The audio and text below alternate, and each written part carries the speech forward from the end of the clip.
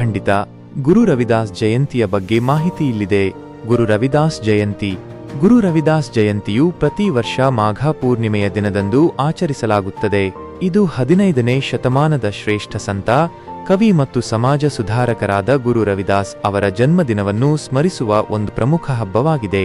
2025ರಲ್ಲಿ ಅವರ 648ನೇ ಜನ್ಮದಿನವನ್ನು ಫೆಬ್ರವರಿ 12ರಂದು ಆಚರಿಸಲಾಗುವುದು. ಗುರು ರವಿದಾಸ್ ಯಾರು? ಗುರು ರವಿದಾಸ್ ಅವರು ಸಮಾಜದಲ್ಲಿನ ತಾರತಮ್ಯವನ್ನು ವಿರೋಧಿಸಿದರು ಮತ್ತು ಎಲ್ಲರೂ ಸಮಾನರು ಎಂದು ಪ್ರತಿಪಾದಿಸಿದರು. ಅವರ ಬೋಧನೆಗಳು ಇಂದಿಗೂ ಪ್ರೇರಣಾದಾಯಕವಾಗಿವೆ. ಅವರು ಭಕ್ತಿ ಚಳವಳಿಯ ಪ್ರಮುಖ ವ್ಯಕ್ತಿಗಳಲ್ಲಿ ಒಬ್ಬರು. ಆಚರಣೆ: ಗುರು ರವಿದಾಸ್ ಜಯಂತಿಯ ದಿನದಂದು ಜನರು ಗುರು ರವಿದಾಸ್ ಅವರ ಜೀವನ ಮತ್ತು ಬೋಧನೆಗಳನ್ನು ನೆನಪಿಟ್ಟುಕೊಳ್ಳುತ್ತಾರೆ.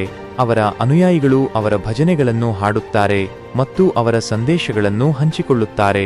ಈ ದಿನದಂದು ಅನೇಕ ಕಡೆಗಳಲ್ಲಿ ಮೆರವಣಿಗೆಗಳು ಮತ್ತು ಧಾರ್ಮಿಕ ಕಾರ್ಯಕ್ರಮಗಳನ್ನು ಆಯೋಜಿಸಲಾಗುತ್ತದೆ.